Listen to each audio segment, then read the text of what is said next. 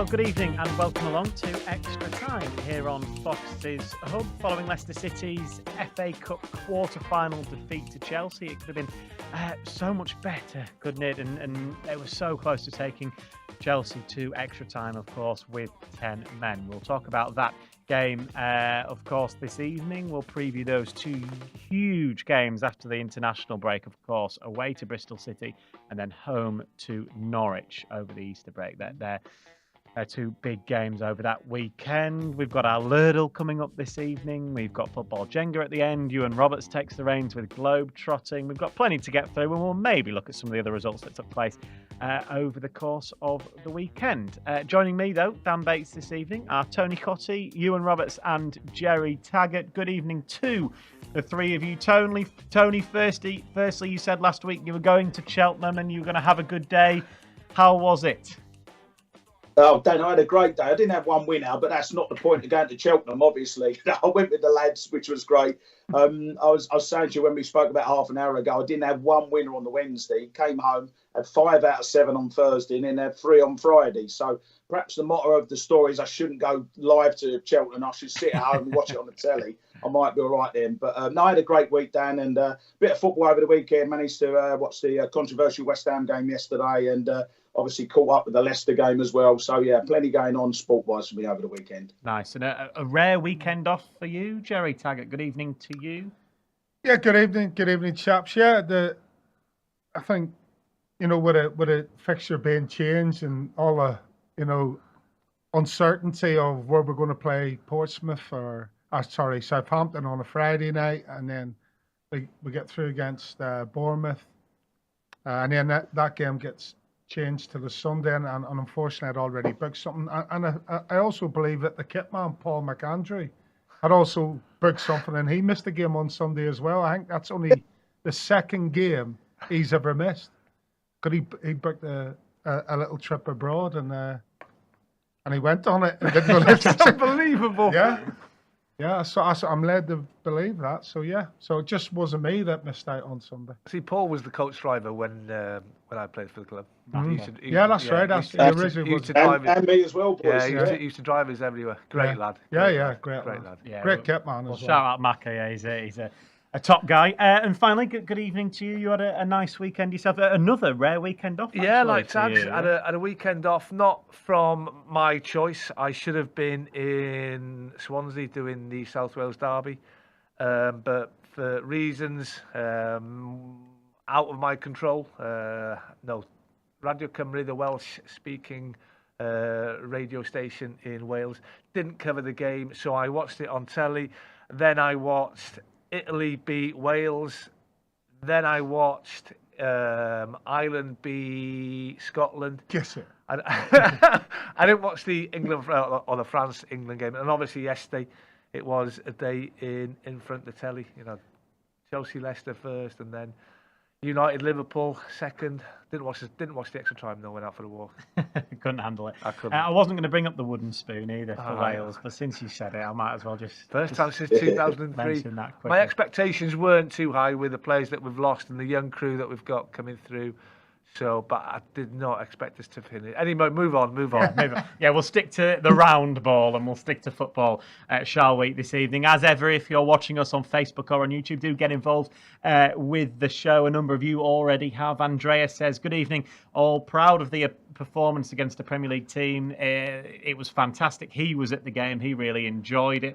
By all accounts, the 6,000 Leicester fans that did go had a fantastic afternoon, obviously, albeit the last 10 minutes or so. Bubba, one of our regular listeners, good evening. Bubba says, all our eggs are now in one basket. Rest up over the international break and smashed the final 9 games. Elizabeth said, I thought they had a good shot winning that quarter-final. Of course, losing Doyle, though, was key. Let's go full tilt for the championship title. I think that certainly will be the plan. We'll look ahead to that. Those final 9 games as well a little bit later on the show this evening. But we might as well start, and I'll start with you, Iwan, because obviously you did watch the full game. Leicester were unfortunate in the end. They battled so well in that second half that they just weren't able to take it to extra time. I mean, they've gone to a place where Chelsea had won 10 of their previous 13 home games. they'd won 5 of their last 6 Premier League games at Stamford Bridge. They'd beaten Newcastle on the Monday night. Pochettino picked a strong Chelsea lineup. So it was never, ever going to be easy. Leicester not in the best of forms in the league on the back of that great win at the Vitality Stadium. And do you know what, Dan? I thought the lads gave a really good account themselves. I thought in the first 10 minutes, they were the better side. Chelsea couldn't cope with the high press that lads did. They didn't go there and sort of all defensive and get men behind the ball, defending our own half. They gave it sloppy goals again, which is disappointing. But in that first half, we got him some really good areas. I mean, Dewsbury Hall put some magnificent balls in. And by the way, the best player on the park, Stolarczyk, I thought was magnificent. You know, coming in, considering he hasn't played too many games. He's obviously come in for the cup. I thought he was outstanding. Saved the penalty from Sterling, but made some really good saves in the game. And looking back, I thought the 4-2 result was slightly harsh, having seen Leicester's performance. Yeah, I'd agree with that, Ewan. I think, first and foremost, what it does show the players and the manager and his coaching staff is that Leicester can compete at that level. You know, like in the last round, putting out a Premier League side in Bournemouth, and obviously going to Stamford Bridge, which again, you know, a team of the caliber of Chelsea will, you know, embarrassment of riches available to them in regards to players, and they go toe to toe. The sending off is a definite game changer in regards to Chelsea, but it shows you that Leicester can compete at that level. And yes, they're out of the cup at the quarter-final stages, but they should take confidence from the last round and this round and think, right, we need to. I think, was it Bobby said that? Spot on. All focus now turns to the league. Can you make sure you get there? Because if you do get to the promised land, then you have a role to play there. It's not just, oh, you're making a number up. You genuinely can compete at that level, and that's for me is the biggest confidence taker out of the game yesterday. Yeah, they will, particularly Tony, for that second half performance. Take an awful lot of heart, an awful lot of confidence from the way they played. And had it not maybe been for the red card and going down to 10 men, they could have pushed Chelsea all the way, and even they were probably the better team actually for up until the 10 sending minutes off, until the sending off, in that second half. Dan, didn't they? I mean, the 2 goals were 2 very late goals, and as the boys have touched on, you know, I think, you know, if there were any doubts from the players, which I wouldn't have thought there would have been, you know, a lot of them played Premier League football last year.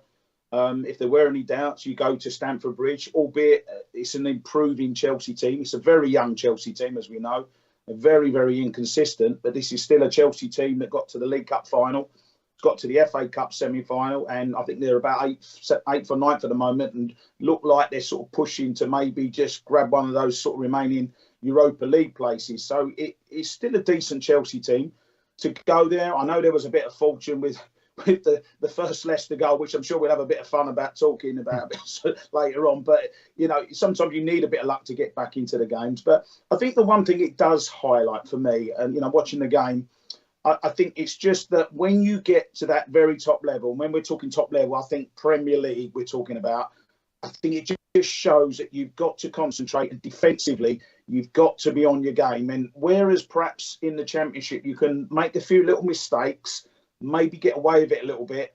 In the Premier League, you can't, because you're playing against top players, top goal scorers, top midfielders like Cole Palmer, etc. And you don't get away with it. And I just think there was just a couple of little mistakes, which I know we've seen it at times this season in the Championship, but I think there was a couple of little mistakes yesterday, particularly the first goal as well. You could, you know, without being harsh on Vestergaard, he's been excellent this season, but just, you know, allowing him to go down the outside and Chelsea scoring from that. So I think you just got to remember that when you get to that top level, you're playing against the best, and the concentration's got to be there. And to see a game out, we've spoken about it on here before, haven't we? See the game out, get it into extra time, reorganise. And that's my only slight criticism. But the rest of it, it was a fantastic performance from Leicester. Michael Julian on Facebook says he was proud of the lads. Wilson says Stolarczyk was really good. Tom says good evening, had a great night with Gerry on Friday for that Legends event that you had. The Unicorn on YouTube says he was proud of the lads as well. Dan says he disagrees with a lot of the referees' decisions, wants to know what our thoughts are on the red card. We'll get onto that a little bit later on, Dan. And Prashant finally says he thought it was a good performance. Chelsea's edge, though, helped them get over the line, but the lads played well. The Bournemouth game showed what Leicester's potential is all about, which interesting points from all of you. Keep those comments coming in for us, please. Particularly that second half, and presumably this is what Enzo will say in that dressing room after. That's the sort of performance, that's the sort of heart that Leicester need to show now in these final 9 games. When you think the way the first half finished, Raheem Sterling races through on 43 minutes. He's missed a penalty already to make it 2-0. Then he gets that one-on-one with Stolarczyk on 43 minutes. Doesn't even hit the target. You think, we've got away with it, sort of thing. We'll go in at 1-0. We'll regroup. But then to concede that second goal in the manner that we did, and that was a hammer blow. But the way they responded at the start of the second half was absolutely outstanding. And people will look at that. Dizazi, is that, isn't it? Yeah. It's. I mean, what Robert Sanchez is doing, I don't know, and I'm gutted that we didn't work him more, because I think he has got a ricket in him. He doesn't put him under pressure, severe pressure. He doesn't rush that back pass like he does. The response. I mean, what Enzo said at half time obviously worked, because the lads came out, and Mavadidi's goal. It's his first goal. It's his first appearance in the FA Cup. And he's 25 years, first appearance, scored a magnificent goal. The old double lollipop, and I can't remember the Chelsea right back, who's a good player, to be fair. Yeah, he's a good defender. Got man of the match. Didn't really agree with that. I thought Dewsbury Hall or Stolarczyk was the best players on the pitch. But to get back to 2-2, and in the ascendancy, then it was a game changer, that second goal. And 20 minutes to go. Was it a red card? I think once the decision's been made that it is just outside the box, the referee has to send him off. I'm afraid, because he sort of stopped the goal scoring opportunity in the box. Obviously, it's the double jeopardy thing. You can't punish a player twice by giving a penalty and then send him off. Did Jackson kick his calf before the contact? It was so close. I mean, I thought it was a sending off, to be honest. Right? I thought there was. He just sort of clips him just before he gets. There's a coming together. Yeah, there is a coming together, and it was a game changer, because then you've got to play the last 20 minutes and possibly another 30 minutes of extra time with Chelsea with a man advantage, and it took 2 magnificent bits of brilliance from Chelsea to win the game in added time. Yeah, it's unfortunate, isn't it? I think Callum Doyle's obviously trying his best to get back. He's a little bit left, not in no man's land, but exposed a bit. He's been exposed because Leicester give away possession inside Chelsea's half, or near the halfway line, if memory serves me right, and it's a poor decision from Wout Faes for me, because he's in possession of the ball, and it rebounds off a Chelsea player, Chelsea break, and this is where he gets exposed slightly, Callum Doyle, and he's trying to make up ground. He's trying to put the player off as much as he it's can. His eagerness tags, isn't it? Yeah, without fouling him. Yeah. And it's just that slight coming together. The momentum is obviously with Chelsea, and as you say, he goes down on the edge of the box. So it's a bit harsh on Callum Doyle, but you have to say it is probably the right decision from them. And do you know what? As I see the sort of move being built up, and I've seen Jackson race through, I'm screaming, bring him down. I'm screaming, don't let him get anywhere near the goal. It's a hard one. It is a hard one, because as we've spoken about, in that second half, when it was 11 v 11, I thought Leicester were by far the better side. Yeah, just some news on that Callum Doyle one. He will miss the Bristol City game through suspension, but no more. Just one game. Yeah, it wasn't a dangerous tackle, if you like, which is what you might get for three match ban challenges, if you like, for Nasty challenge. That was obviously just a red card for pulling someone down, denying a goal scoring opportunity. Is one game on miss, so he'll only miss the Bristol City game, which is a bonus, Tony, isn't it? Because you wouldn't want someone like Callum Doyle at this stage, just as he was maybe getting back into the team a little bit, to then miss 3 games. He will only miss that one against Bristol City.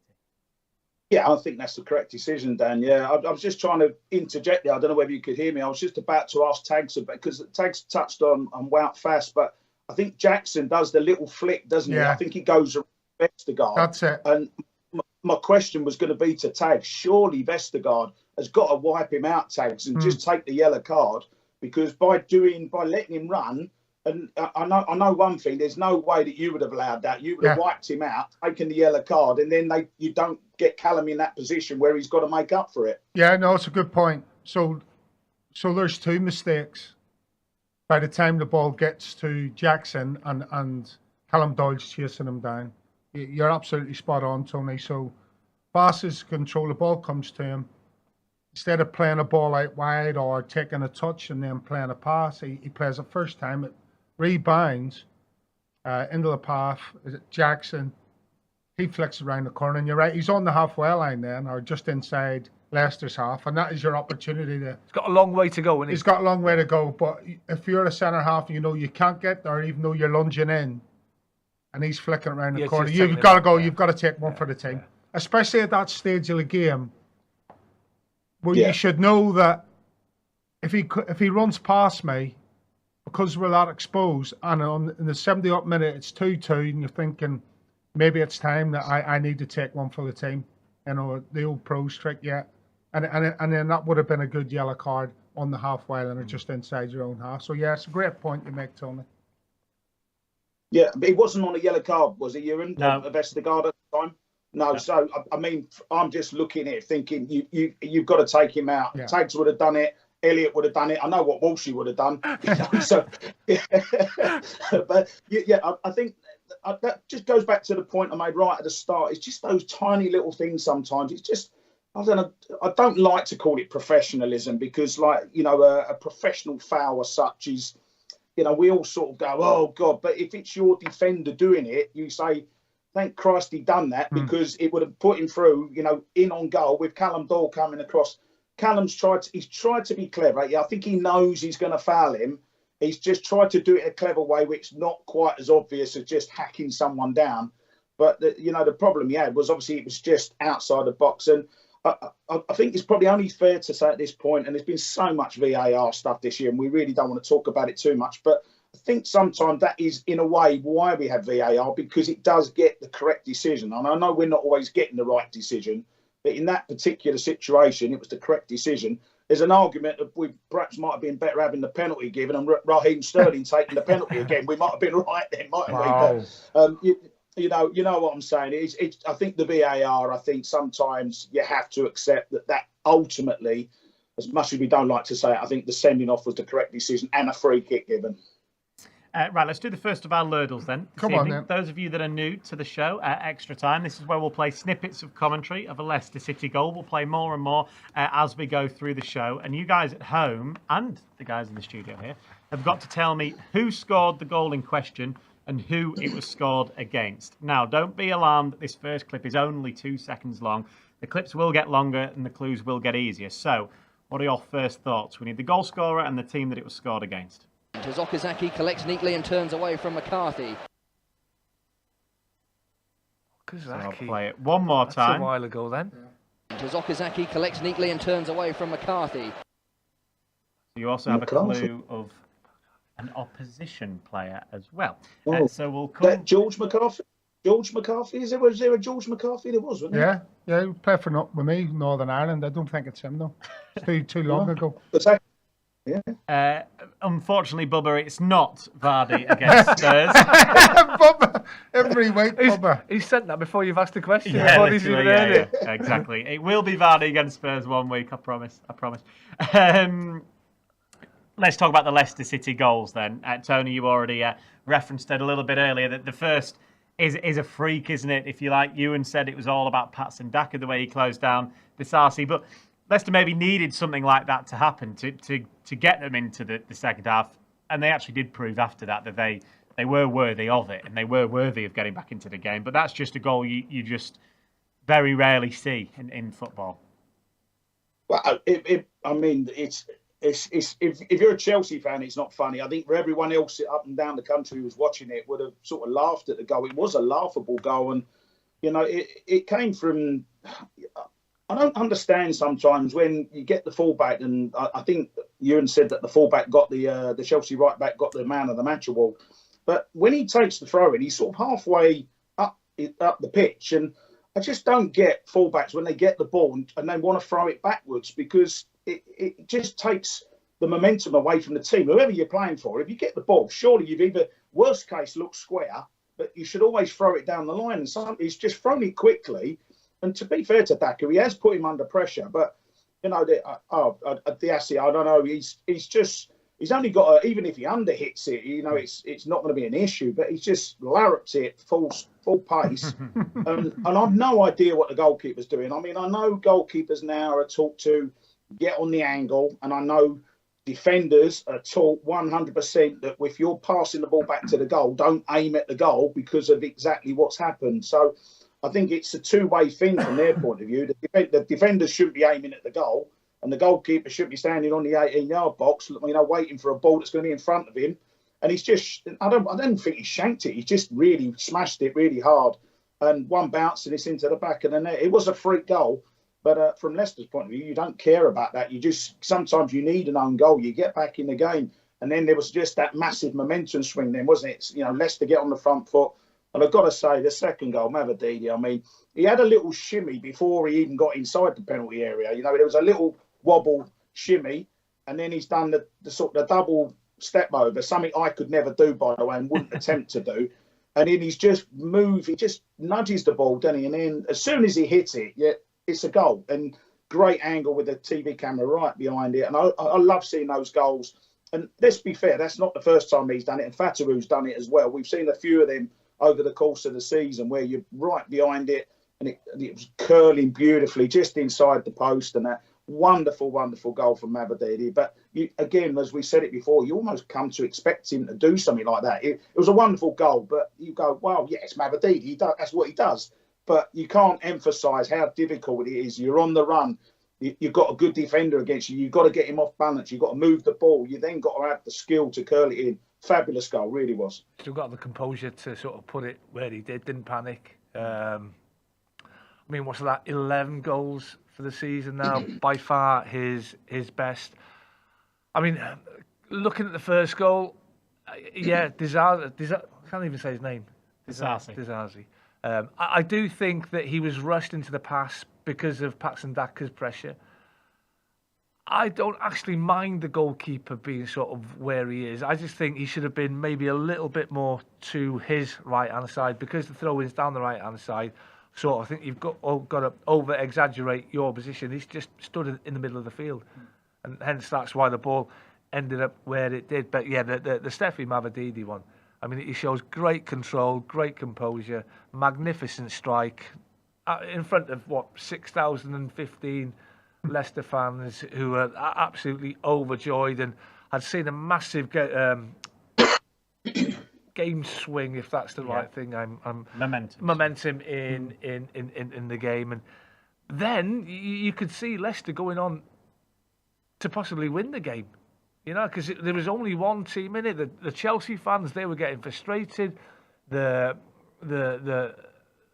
passing from Chelsea was poor. They couldn't really get out their own half. It was a massive momentum swing in the game. Just sadly, we just couldn't keep hold of it. Some goal though, Gerry, wasn't it, Mavididi? Yeah, I think what impresses me about Mavididi the most is when he's on the move of the ball and he's got intent. Now there are times when he receives a ball and he stands still and he rolls his foot over the top of it, and he doesn't really do anything with it, sort of thing. But when he's in full flow like that, with that intent, Hard to defend, Taggart. then impossible, nigh on impossible, Yeah. because he can go either way, and he showed with that goal that the defender didn't know which way he was going, even with a double lollipop, and we've seen him umpteen times this season try and bend it in that corner, the same corner. It's come off a couple of times. He's Did had it a couple. Ipswich, didn't he? Yeah, On Boxing absolutely. Day, yeah. Birmingham. And it's Birmingham. Birmingham, and it's a fantastic finish. And I want to see more of that from Mavididi. When he's got the bit between his teeth and he's in full flow, those are the types of results you get from him. Do you know what I like as well? He ain't afraid of going down the line. No, exactly. He's just confident going down the line and crossing with his left foot, or maybe getting half a yard on the right back, getting his body in front of him, and then picking a Leicester player out. But as he's shown more than once, he loves coming in and doing what he did against Chelsea. But that's why that's a perfect example, that goal of putting doubt in the mind of the defender. What's he going to do? The defender doesn't know well he's going down the line or coming inside.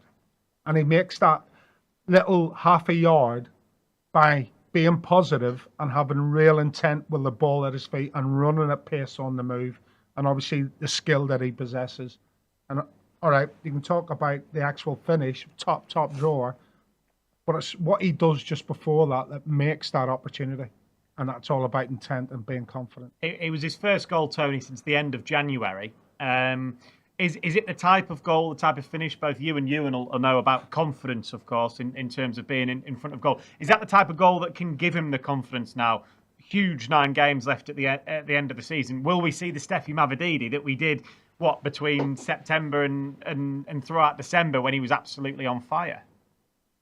I think you have to accept, with wide players in particular, that you're going to get periods of inconsistency or periods of when they go quiet, because I think it's a lot easier when you're a centre forward, because a lot of the play goes down the middle. As a centre half, a lot of the play goes down the middle defensively. But with those wide players, I think it's quite easy, and it's not always their fault. But sometimes, I remember doing the QPR game a few weeks ago, and the ball was just kept going down one of the sides, and he was getting frustrated because he wasn't getting the ball. And sometimes you are only as good as your service, but sometimes in games it just pans out that the ball, the get-out ball, if you like, there's wide open spaces down the right, so the ball keeps going down the right. As a result of that, Mavididi's not getting the service down the left. But a goal like that, you can only get confidence from. And if you've not scored for a few weeks, I've spoke about it on this show, so's you, and when you're in that run and the ball's not going for you and the goals ain't going in. I mean, you look at Sterling as an example, in the game, you could see the lack of confidence in Raheem Sterling. It's unbelievable.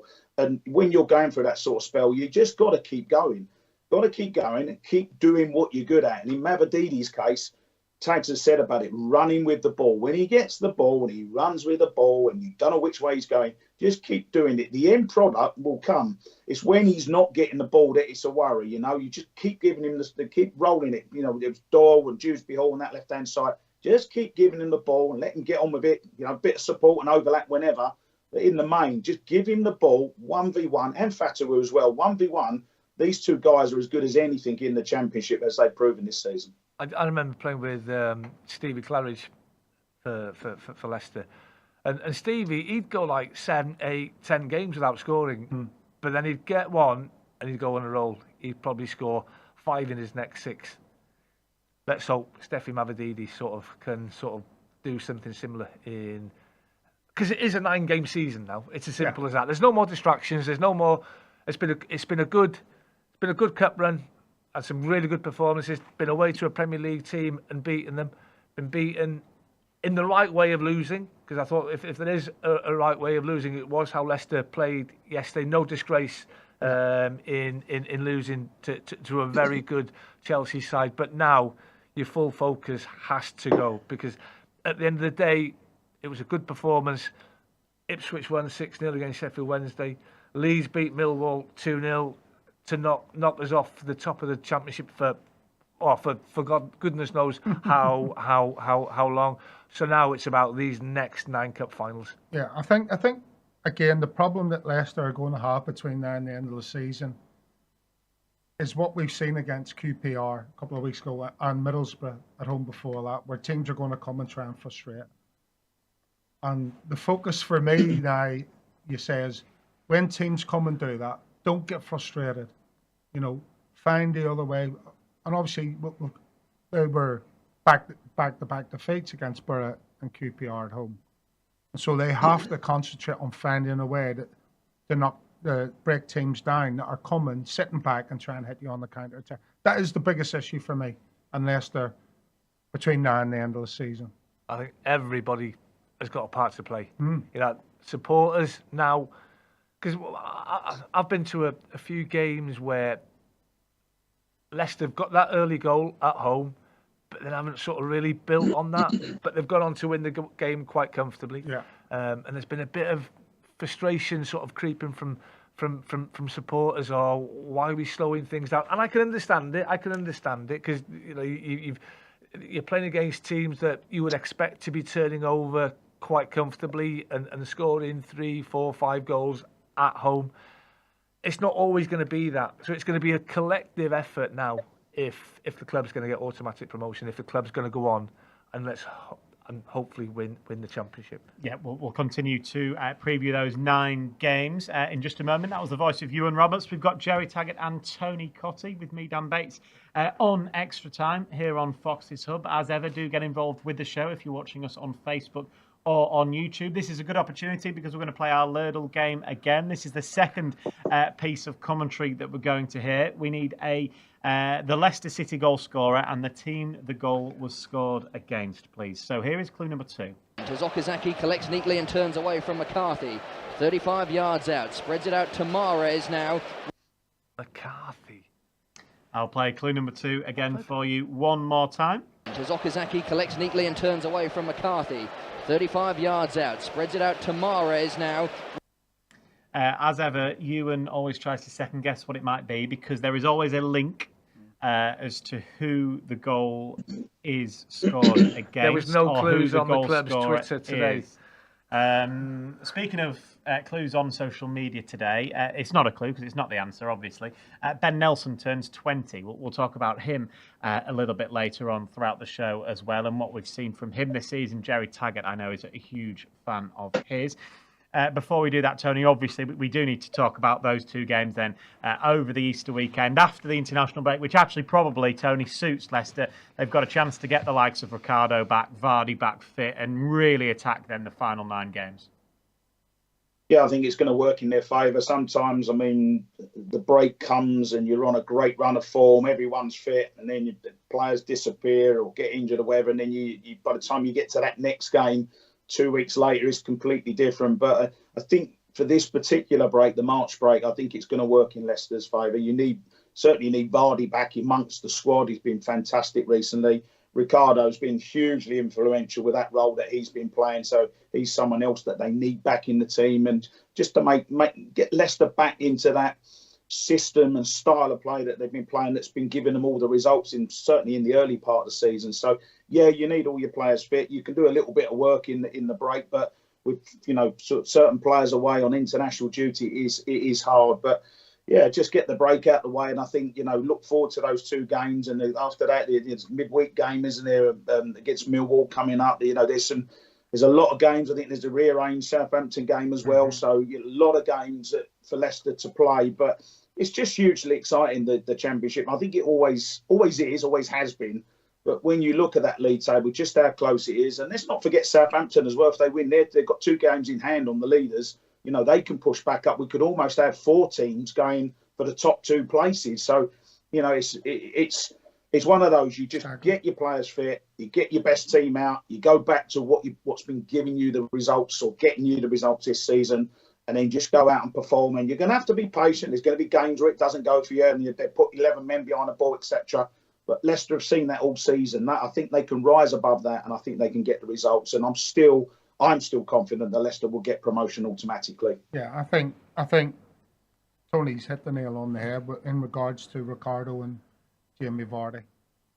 And that's to take nothing away from the other players in the squad who have been filling in. But we've seen against Hull a captain's performance with the 2 goals that Vardy scored, and he was massive on that day. Hull played really well, and that was a really tough proper championship game of football. And Jamie Vardy was unbelievable on that day, yet again. And Ricardo, in regards to not just the work he does defensively, but also getting Leicester on the front foot. He just has a different dimension to his game.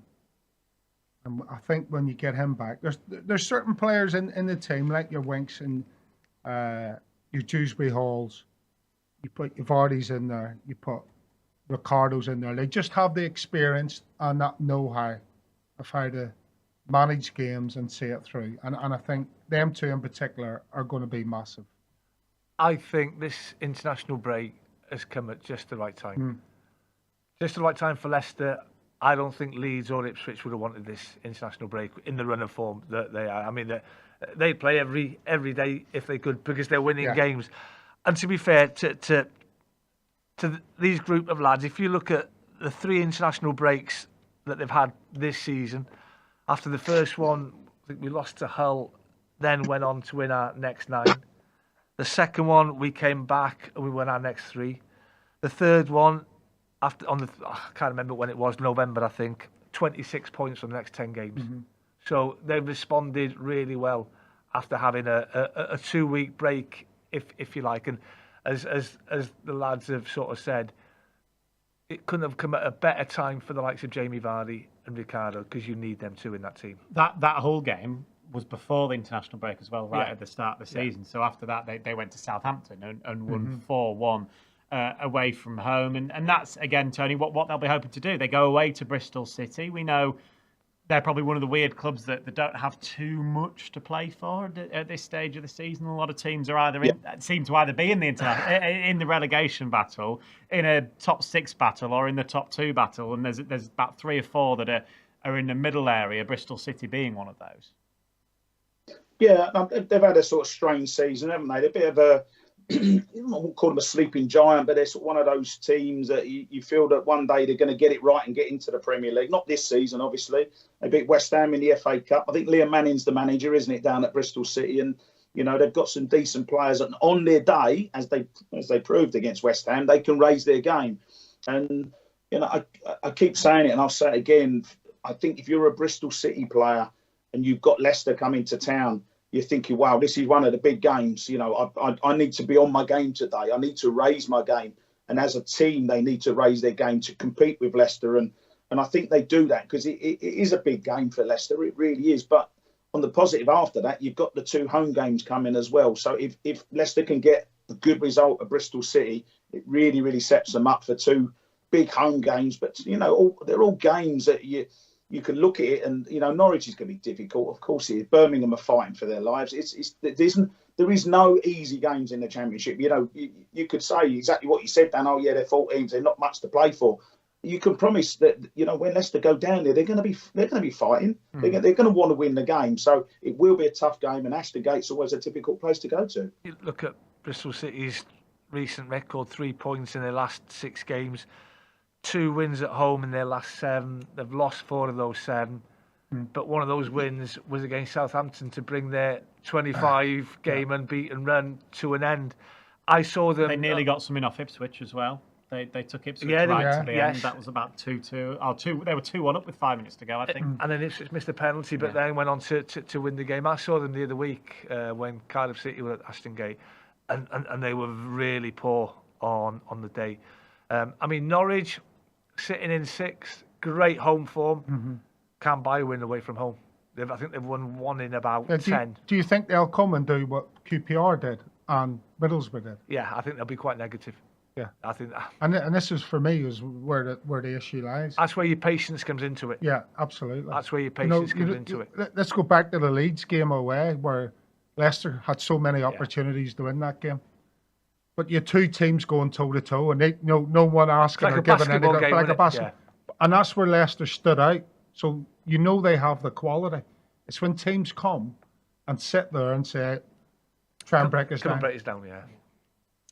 Right, we'll do clue number 3 for our Lurdle. We've had some guesses in both on YouTube and on Facebook. Dan says, is it Vardy against Swansea? No, that's not right. And Michael says, is it Vardy against Crystal Palace? No, that's not right either. So we'll play you clue number 3. We need the goal scorer and the team it was scored against. Okazaki collects neatly and turns away from McCarthy. 35 yards out, spreads it out to Mahrez now, running at Baines. Mahrez into the penalty area. Baines with a challenge. There we go. So there's some big clues in there. I'll play it again for you one more time. Okazaki collects neatly and turns away from McCarthy. 35 yards out, spreads it out to Mahrez now, running at Baines. Mahrez into the penalty area. Baines with a challenge. So there's a big clue in there about who the opponents are. Yeah. But we still need the Leicester City goal scorer on the day. Gerry has just guessed Mark Albrighton. That is incorrect. I know which game you're thinking, but it's not that one. I know the team. I know the team they're playing. Yeah. Yeah. So we need the Leicester goal scorer, please, from those of you who are watching along at home. Get your guesses in on both Facebook and on YouTube as well. We will talk about Ben Nelson and the fact he's turned 20 in just a moment. Scott, though, has guessed Drinkwater against Everton. That is incorrect, Scott, but thank you for your guess. He also has said the international break gives the Leicester players some time to recover, gives Maresca time to continue building the bond and understanding amongst the squad, which is an important point. And Dan has just guessed Drinkwater against Everton as well. That is incorrect, Dan. It is not Danny Drinkwater. Right, this is the part of the show there where Iwan takes the reins, takes us somewhere around the world. Sometimes it's just down the road, sometimes it's Brazil or Argentina. So what have you got for us? This is our globe trotting with Iwan Roberts. Well, it's not South America, it's North America, and I've got you to thank for this, Dan. Taking you to Soldier Field. Where's that? Tags? Soldier Field? Chicago. Good shout, TC. Well done. And what's Chicago's nickname? The Big Easy. No, the Windy City. Windy City. Believe you me, it was. The less said on It was windy there at the weekend. I've been to Soldier Field, and it's right on Lake Michigan. And this goal, I mean, they've not won a game in the new MLS season. They're playing Montreal. They can see 2 goals in 12 minutes in the first half. They nick one in the 8th minute of injury time in the first half. Then Montreal get a third on 70 minutes. Then Chicago, they go and score on 84, 95. There's 10 minutes of injury time. To Kellen Acosta, their central midfielder, he's in the centre circle. He's gone to ping it to the right winger. All of a sudden, this gust of wind has got this ball. Oh, you've seen it, Tags. And the change in movement from the ball, it's going towards the wing, and all of a sudden this wind's got it. And the Montreal keeper, a lad called Christopher Brady, he's on the penalty spot, and you were hammering him earlier, and he sort of realised what's happening. He sort of started backtracking. He's got his fingertips to the ball. He got the assist for the goal, funnily enough. But TC, if you've not seen it, mate, honestly, it was absolutely unbelievable. No. Which meant, obviously, Chicago. Go on, TC. I've seen it, mate. Yeah, Dan sent me the video. Do you know what? The only goal that I can compare that with in my career when I was playing was when I was at West Ham. I was real early days. I was only 18 in the first team, and we played up at Goodison Park, second game of the season. And it was just really, really windy. And we was getting absolutely battered by a very good Everton team. In goals, Neville Southall for Everton. And it's 0-0. And the ball went halfway line. And Steve Walford, our centre-half, he came out to the right-hand side. Bearing in mind he's left-footed. And he's just hoofed the ball away. And the wind's got hold of it. And it's just gone. And it's gone over Neville into the net. 1-0. We won the game 1-0. And if you know all the stats nowadays, I think we had 2 shots. And they probably had about 42. And we won the game 1-0. And it's the only goal I can think of, a wind-assisted goal from the halfway line.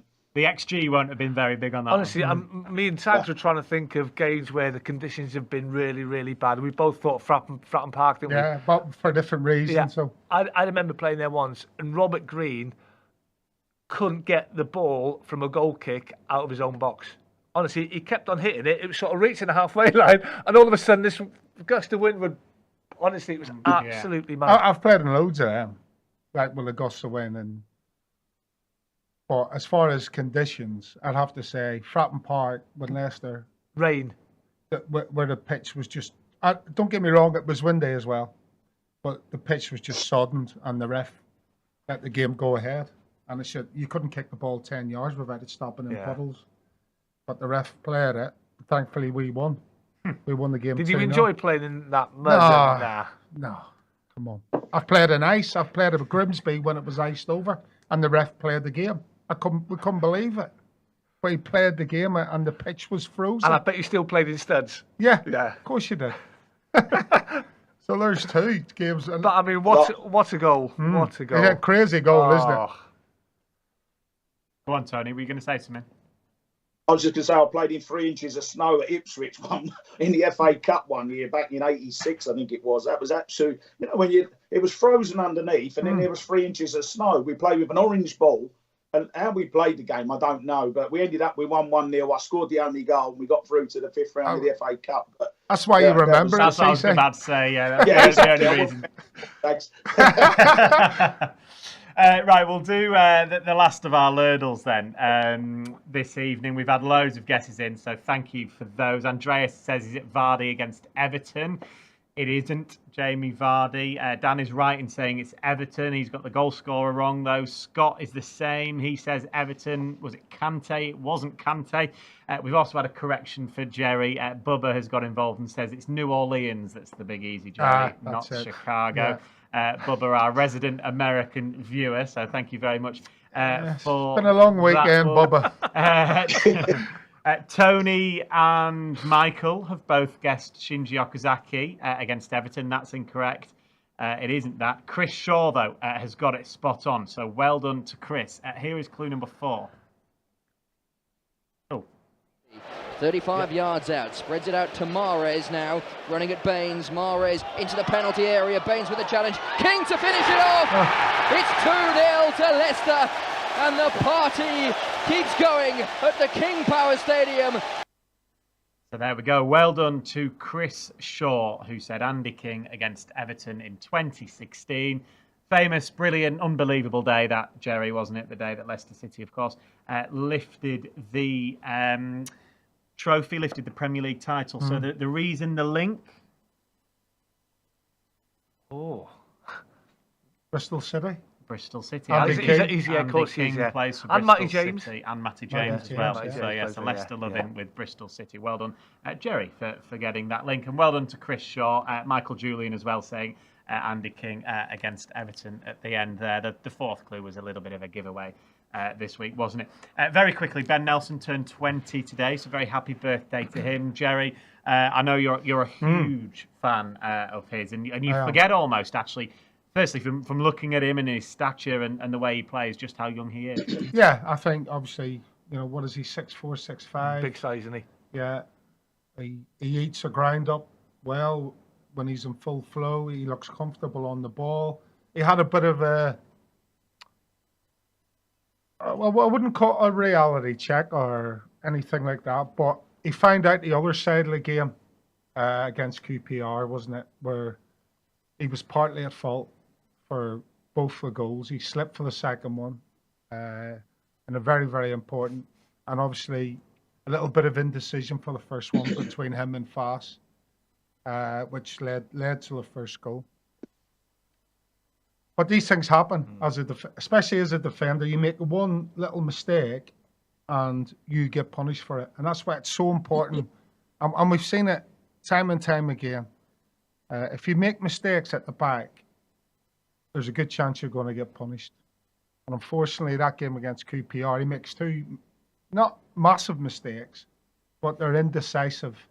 He makes 2 decisions that are indecisive, and obviously one of them's a slip, and it leads to 2 goals. So it's just a little bit of a learning curve in that game from him. But that's good, because he needs to learn from that and make sure the next time we see him that he doesn't make any mistakes. In fairness to him, 3 minutes after the second goal, he goes and scores. Yeah, and I tell you what a cultured finish as well. I mean, he doesn't panic.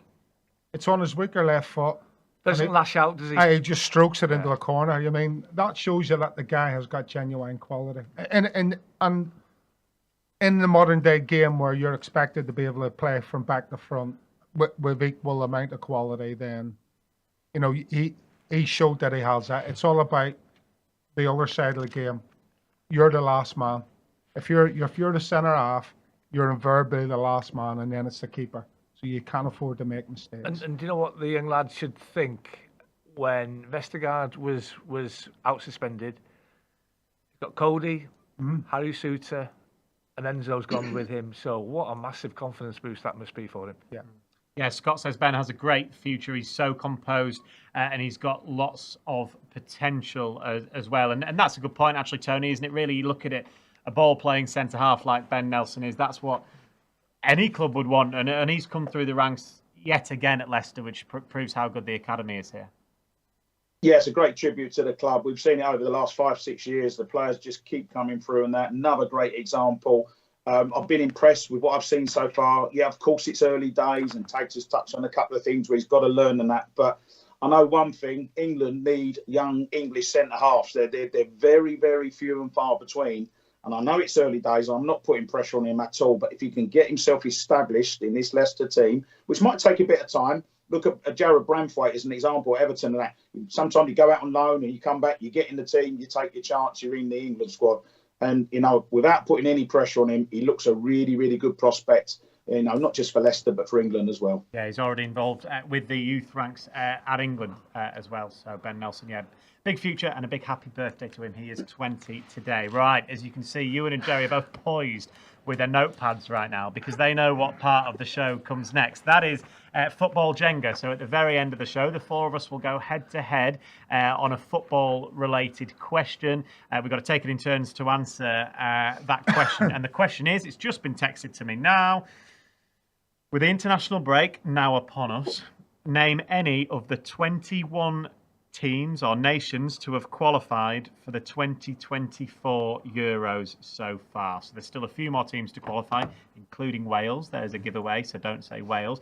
So name any of the 21 nations to have qualified for the 2024 Euros so far. So while those guys have a quick write down of some of their answers, I'll run you through the predictions, which we've all done again ahead of the weekend. That predictions table is hotting up, by the way. Right, Swansea 2, Cardiff 0. We've all got to put our predictions in who we think is going to win the game. Nobody said a Swansea win, so no one gets any points for that.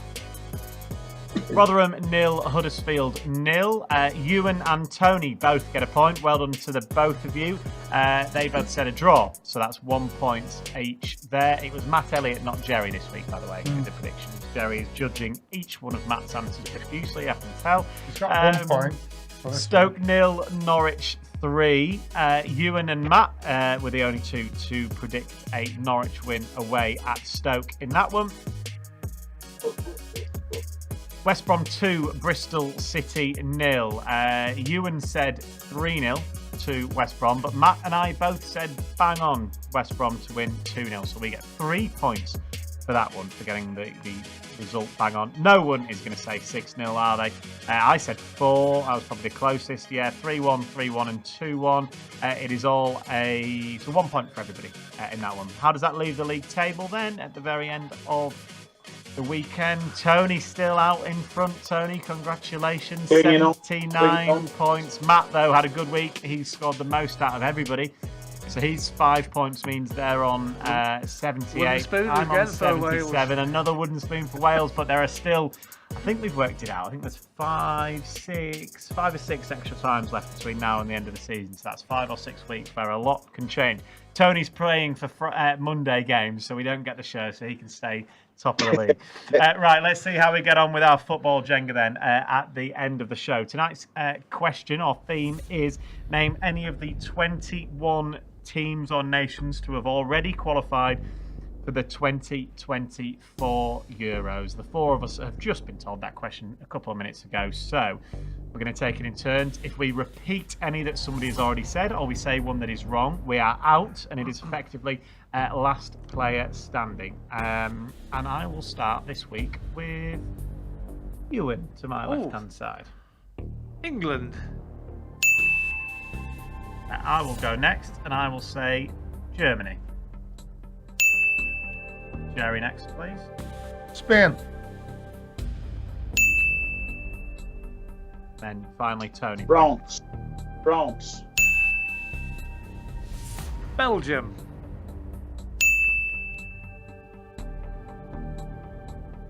Italy. Have they? Oh. Portugal.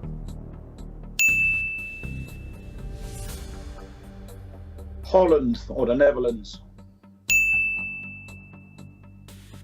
Going a bit quick here. Can we slow Yeah, down? they always qualify. Switzerland.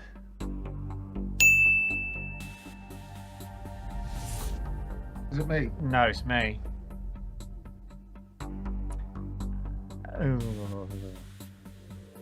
I feel like I'm 90% sure that they did qualify. And I'm going to say it. I'm not sure, actually. I'm going to go somewhere else. I'm going to go Slovakia.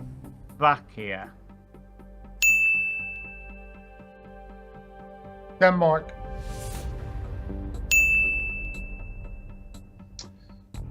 Right. Got 6 more written down. Just which way do I go with it? Right, I know they're playing in the opening game, so that's Bonnie, Scotland.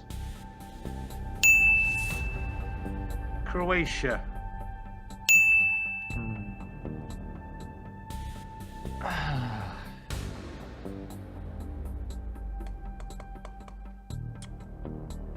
Sweden. Ooh. Yeah, think that's they me were. gone. That's me gone. We've gone through quite a few already. Out of the 21, there can't be a huge amount left. Czech Republic. I had written down as well. Gone with Good that. shout. Could have gone with my gut. Well done, Gerry. Right. I'm going to go 7 left, by the way. Poland. Oh, in the playoffs, TC. No, unlucky Tony. The buzzer has gone there, as Ewan rightly says. They're in the playoffs. Wales could play them.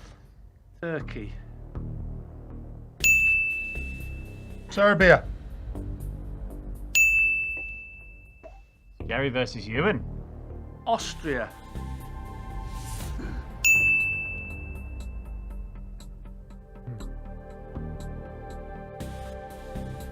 Slovenia. Good shout. Hungary. Where did you play that from, Tex? They're in Northern Ireland's group. Oh, that's it. Them and Denmark went through. You've put me off now, Tony. I've lost my train of thought now. I mean, Who did you you've say? literally just said one. That I think, unless you said it earlier. What? Did you say it earlier? Yeah. Oh, you did. Denmark. No. Northern Ireland did. Oh, they were in their group qualifying. They're in the Right. group, yeah. Sorry, ignore me. 2 left apparently. Oh, I think I might have them. Yeah? Oh, you're just a total anorak. So you Right. need You one. and you then, don't Jack. go out. I don't think you go out. I think you study all week. It's These called quizzes, TC. you It's get called knowledge, stuff. I mean, mate. get set It's exam. called knowledge. Finland. We got them Thursday. Go on then, Ewan. See if you can give us them both. I'm gonna go Romania and Albania. Yeah. Very good. Unbelievable. Both correct. Very, well very done, good. Ewan. No one was beating Ewan this week, No. clearly. No. He's been on fire recently. I've You've done turned, all right. you've turned I've it done on in this last month or so. Turned it with around. the Ladle. We are not doing an extra time now for a couple of weeks because next week's the international break. Then it's Easter Monday, where Leicester play Norwich, of course, at home. So it will be 3 weeks before we're back in the studio doing extra time again. So I've got to stew upon going out first in football Jenga for 3 whole weeks, and you can bask in the Who glory. did you say? I said Sweden. I had Czech Republic written down, but then I was struggling after that.